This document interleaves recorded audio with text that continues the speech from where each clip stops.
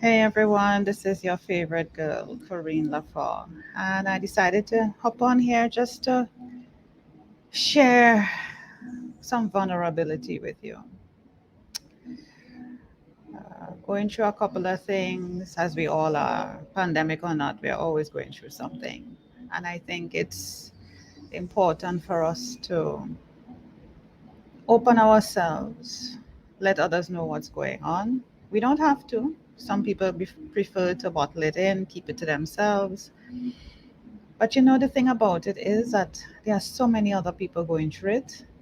And sometimes they just need to see one person take that bold step to put it out there. And they will know that it's okay. So I may be that one person to take that bold step. And I'm happy to do it. So today I want to share one of the things on my journey. And you may see that the title of this video is Emancipate Yourself from Mental Slavery. It's actually a popular song by Bob Marley, and I'm not going to sing it, but I'm going to put the link to that song in the description. So for those of you who don't know the song, you can listen to it, get the lyrics. It might be a very good anthem for you, mantra, affirmation, um, an upliftment, empowerment, inspiration for you. But it says, emancipate yourself from mental slavery. None but ourselves can free our minds. I can't look to anyone else. You shouldn't look to anyone else or anything else outside of ourselves to free our minds. And you might think that you're free,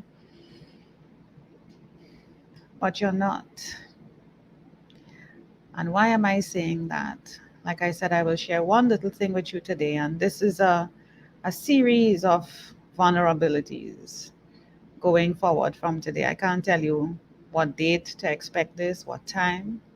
Just follow me, connect with me on LinkedIn and my social media. And when it pops up, you'll be able to see and know and engage with me. And I encourage you to engage with me, share your own struggles, share your accomplishments. This is not about struggles alone, but share your accomplishments, how you overcame. If you resonate with what I'm saying, it doesn't have to be the exact situation. Could be a similar situation that you're going through, and whatever I may say may touch something in you. Now, I started back. I say I started back.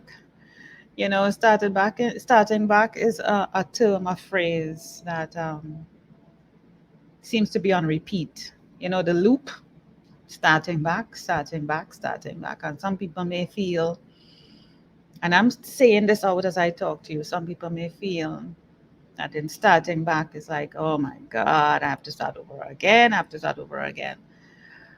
Starting over again and again and again. The beauty about that is that you're never starting at the same point. Why? Because you have learned from before. You should have learned from before. And so you're never starting from ground zero every time. You're starting with new knowledge, new experience, or um, harnessed, you have accumulated experience, skills, knowledge, lessons going forward. So you're never at ground zero every time you start over, which is a very good thing. So I'm starting back. I'll have to find another way of saying that, but I'm starting back my Spanish. I'm always on the starting back. But let me take you back, way back. It might seem way back, but let me take you back because the memory is as clear as day when I started my Spanish, which was high school.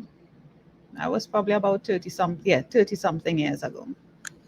Not shame, 30 something years ago. And I was very good. And anybody who knows me on LinkedIn or my social media profiles will know I was very good. My teacher, who was a principal at the time, very fluent. Very fluent. And you see, I'm getting a bit edgy, if you notice. Please observe my antics. Not only antics, it's real. Um, Oh Lord. Um, he was the principal as well as my Spanish teacher. Very stern man. His look was stern.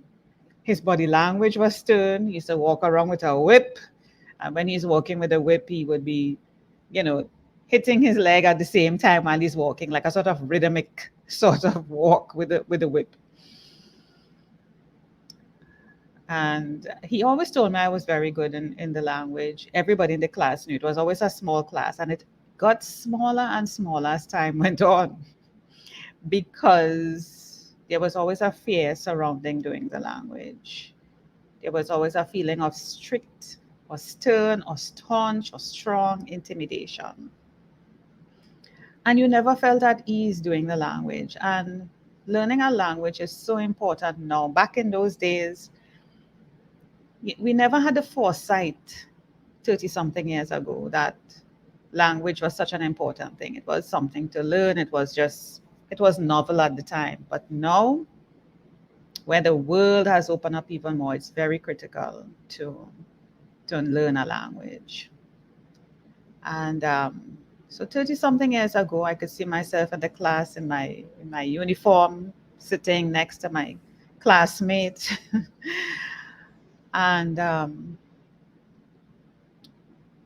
you used to feel that fear when he was coming, and the classroom was actually close to his office in the administration building. It was a pretty small school, so there were even classrooms close to administrative offices. So when we had to go to the class, it was close to his office as the principal. So fear upon fear. So it didn't take him a distance to come to the class. He walked out of his office and it took less than 5 minutes to arrive. So the intensity of knowing, and he was always on time, he's a man like that. The intensity of knowing that he's coming to the class, if the class was, let's say, 1 o'clock or 1:30, I think it used to be around that time too, honestly. Yes, you would just feel that fear coming before he even opens the door. You would feel him. And when he comes through that door, there was no such thing as English being discussed. It doesn't matter what level of Spanish you were, and we were beginners. We were in Form 1, I think, yes. And yeah, because you started learning a language from the get go when you got into the school, into high school. And there was no English at all. He never allowed it, he never left room for it. It was like throw you in the deep end. There's no such thing as a little baby pool. Mm, no, you're going in the deep end. So time went on, and Form 1 passed, Form 2, we're going to Form 3. And at Form 3 here in the Caribbean, where I am in Trinidad especially, that's the deciding um, factor or classroom or stage in your high school process where you determine what specific subjects you branch out, sorry, into specializing or going into, whether it's business or what, or, um, or the arts or whatever it is, or sciences, yeah. So we are going to Form 3, going to Form 3. And some of us, well, of course, the class was dwindling by that time. People were dropping out. And of course, because of the fear and intimidation, and they just couldn't feel comfortable being in the class. And I have been thinking about it, honestly. But I stuck it out. I was like, I'm going to stick this thing out. He always told me I was very good in the language, one of the best in the class. And one day he came into the class and we were to speak Spanish because we are conversing. Like I said, from the time he entered the room, it's Spanish, nothing else. And certain words were not coming to me, the vocabulary, because you need vocabulary to be able to speak. And the fear just gripped me. And as I say the word fear, grip, his hands, I'm not joking, people. And if he ever gets this, he knows it is true. He may not have remembered, but it did have an impact on me. You will see how much. His hands came to my throat like this, and he shook me. And he was like, Corrine, and whatever, you know.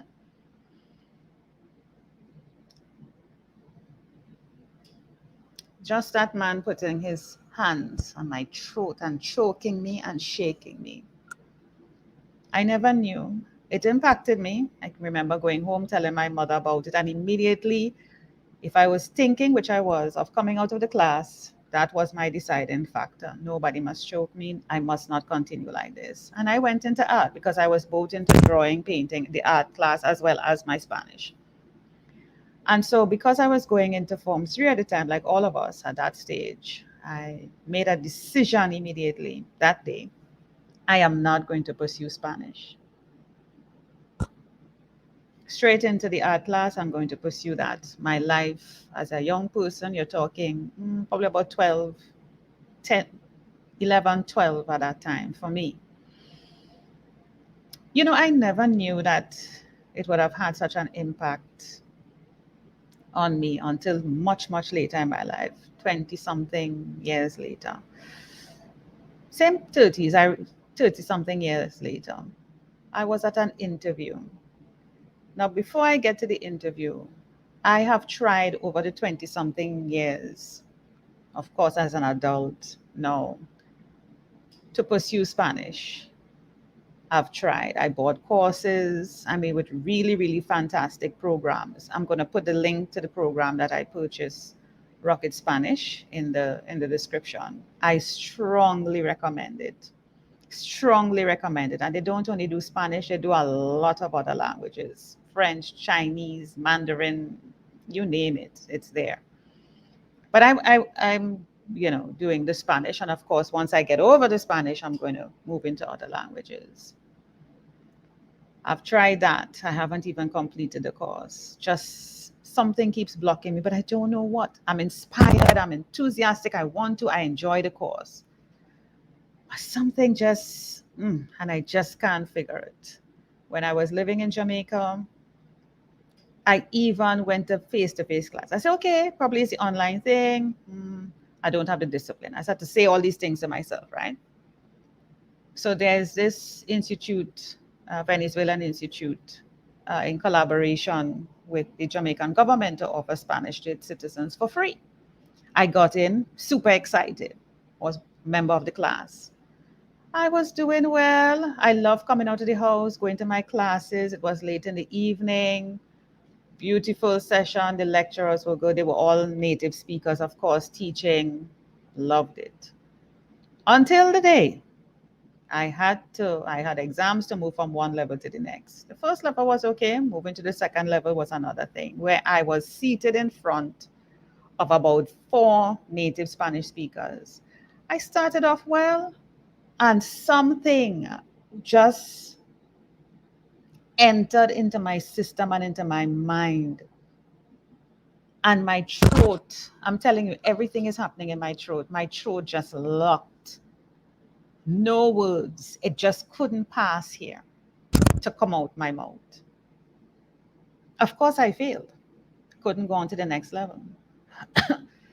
One of my instructors came to me after and said, Corrine, you were doing so well. What happened? I just choked. Everything is I choked. The words, and every time I talk about it, I'll be like, I hold my throat. At that point, I didn't know. I hold my throat. And I'm like, I don't know. I just choke and the words are not coming out of my throat. Years again later, came back home to Trinidad after living in Jamaica for so long. I was at an interview, an educational institution. And Spanish came up as one of the interview questions, just, getting to know me because it probably was on my resume or something where they were asking me about Spanish. Would I be interested or something? I don't know. And I started talking about it just casually. And my hands went to my throat again. And do you know, it was at that moment, as my hands reached my throat, something clicked. My God, and I stopped in the middle of explaining or talking about talking about Spanish and my interest in the language. As my hand was at my throat, something clicked, connected, And I said right there in front of the interviewers, I said, oh my God, oh my God, I just realized what's blocking me. And I started to tell them the story. I said, I am so thankful for being able to recognize what has been blocking me all these years. The trauma, the psychological trauma associated with doing the language. And of course, that is going to impact me doing any other language. People, why am I sharing this? Because I had a conversation with a friend yesterday. I was just compelled to reach out to her, and we had a lovely conversation. And in that conversation, we spoke about the things that are blocking us, the things that we are on a discovery of finding out what it is that's blocking. It's not that we are not capable, we are not competent, we are not intelligent. It's not any of that. It's not that we don't know what to do, but there is something deep down in our subconscious, in our DNA, in our muscle, in our mind that is just stopping us. And I know it's happening to you. I know it's happening to you. But because you don't know what you don't know, the results are reflecting that blockage. Isn't it amazing?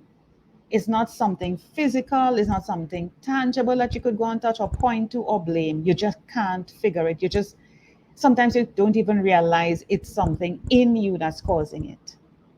But I am thankful for the awareness and the journey I have been on, that when I am triggered or I sense something is wrong, I sit with it.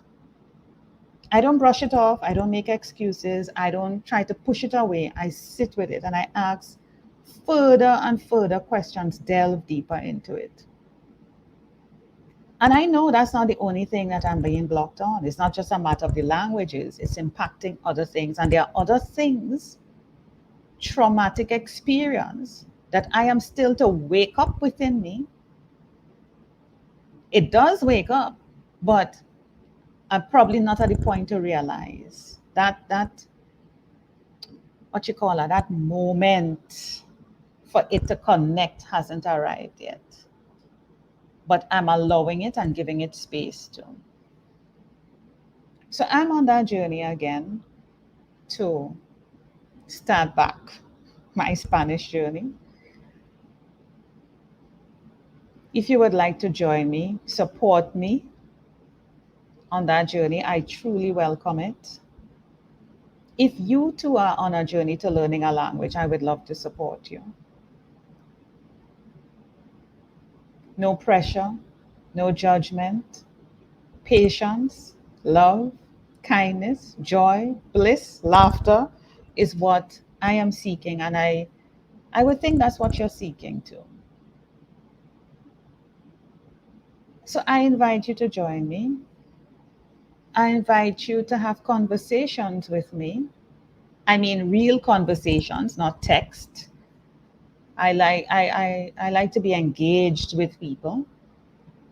Um, and if you are going through something that you need the support, the encouragement, feel free to send me a DM, message me, connect with me.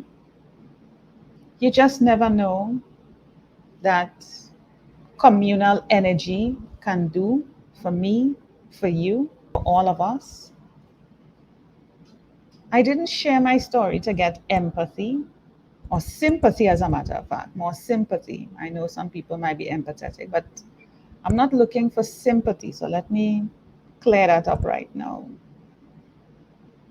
I share that because there are beliefs that were created, whether by somebody else, like our parents, teachers, co-workers, bosses, whatever. But there are also beliefs that were put into us involuntarily, like with my situation with the psychological trauma with the throat and the language. Another thing I want to point out as I say that is to be conscious and aware of what you do. Just like how I started to scratch and twitch and, you know, um, be aware of where in your body, what you do, how you feel, which is important within your body. Does it make you tense? Do you find yourself being distracted by other things? Because that happens to me too. When it's time to do that thing, practice the Spanish, like in my situation, I find myself suddenly doing other things. And I'm like, the day is gone and I didn't get to do it. And you think it's procrastination when it's not. it's it's your body and your mind and your spirit avoiding the pain and the hurt that you didn't realize was pain and hurt or trauma. Recognize all these things, take notice, and you'll be, because I realize that too. There are things that I have to do, need to do, and I find myself being distracted, and time goes, tick tock, tick tock. One day goes, 2 day, 2 months, and you're like, what? Wasn't I supposed to do this? Why am I not? It's not procrastination. I even got that confirmation from a friend that I was talking to in a group, and she says, "You think it's procrastination?" I'm like, "Yeah, and it's not. I know it's not. Because how do I know that? Because when it comes to other things, or even if I take that same task, put it in something else, I am not feeling, I'm not being distracted. I am laser focused. So I know it's not procrastination. There is something that is making me avoid, run away from having to deal with that particular issue. And that's what it is for me with Spanish. So I'm going to be patient with myself. I'm going to love myself through it. I'm going to be kind to myself through it. And I'm not in a rush. This is not the Spanish Olympics. Okay. I am not entering any, games or anything like that or competition. I'm not even competing with myself. Okay. I am just going to take my time. And the beauty about it, I'm surrounded by Venezuelans where I live, right in my building where I live. So I have people I could practice with. I started, but I'm taking my time. I'm going to go through it. And it gives me consolation, can I tell you, that they are struggling with English and they are afraid to speak English. So we share that in common, just that they may not have the psychological trauma that I have. They may be going through something else, just the fear. So I didn't mean for this to be long, but I didn't want to cut it short without you really getting me, the raw me, which you normally get. I wanted you to really see and feel what I'm going through. And like I said, this is a series of videos I'm going to be doing to share my vulnerabilities in whichever way or form, because I think it's very, not that I think, it's very therapeutic for me. It also helps me to connect with you. It also helps you to get to know me.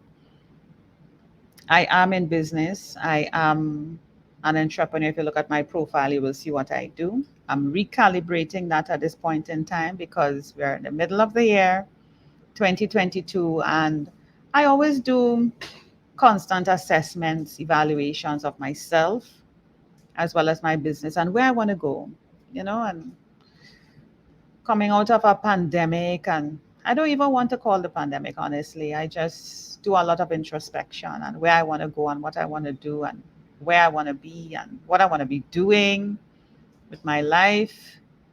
Um, and of course, everything is guided for me by my Father in heaven. Yes, my Lord and Savior, Jesus Christ, who tells me what to do, when, how, and why. Yeah. Sometimes he doesn't tell me why, but I know it's for my greater good. For those of you who believe, even though you don't believe, he exists. Okay. So again, I invite you to join me on my journey of emancipating myself from mental slavery.